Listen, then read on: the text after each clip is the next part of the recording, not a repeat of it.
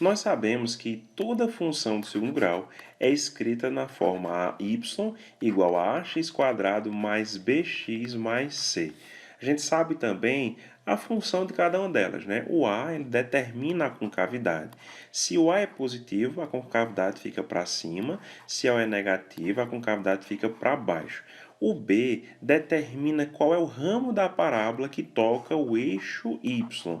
Se a gente tem o ramo ascendente da parábola tocando o eixo y, a gente diz que o B é positivo. E se a gente tem o ramo descendente da parábola tocando o eixo y, aí a gente diz que o B é negativo.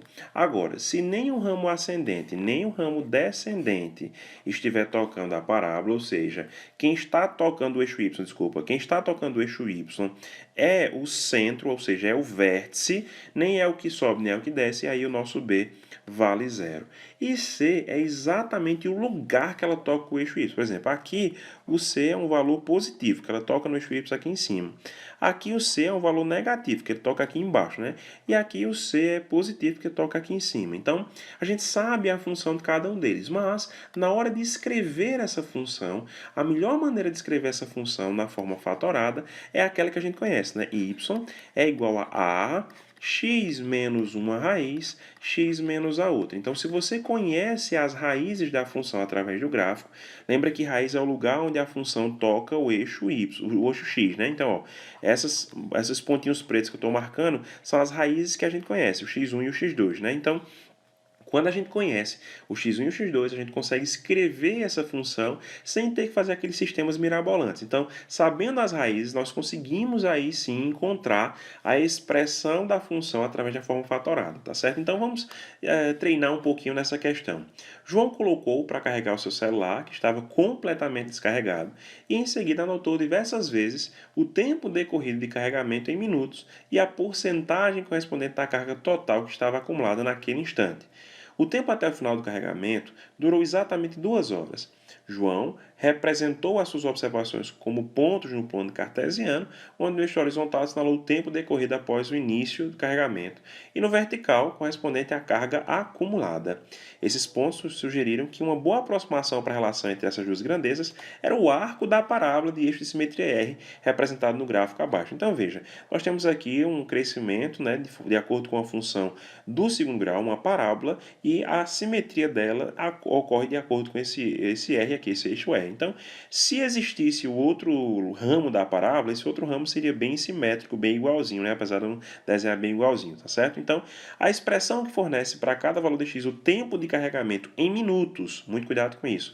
Ele informa aqui na questão que demorou 2 horas para carregar. Se demorou 2 horas para carregar, eu não vou botar um 2 aqui não, porque o tempo está em minutos. Se está em minutos, 2 horas é o mesmo que 120 minutos. Então, veja, se a gente demorou 120 minutos para construir esse primeiro arco da parábola, como esse segundo arco aqui é simétrico ao primeiro, é igual ao primeiro, sendo que, né, espelhado, então a gente vai gastar mais 120 para terminar esse arco, ou seja, 240. Isso nos faz entender que as duas raízes, ou seja, os dois lugares onde essa parábola toca o eixo x são exatamente o 0 e o 240. Com isso, a gente pode aí tentar aplicar o que a gente conhece sobre a forma fatorada. Então, a forma fatorada é y igual a x menos uma raiz vezes x menos a outra raiz. Nós descobrimos agora que a primeira raiz é zero, né? Então essa primeira raiz aqui é zero, e que essa segunda raiz aqui é 240, que são os dois lugares onde ela toca o eixo x. Então y vai ser igual a vezes x menos zero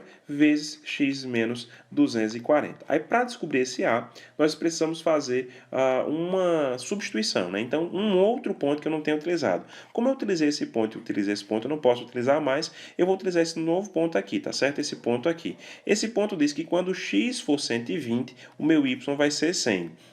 Então, eu vou substituir esses valores na função para descobrir quem é o meu A. Aqui, ó, quando x for 120,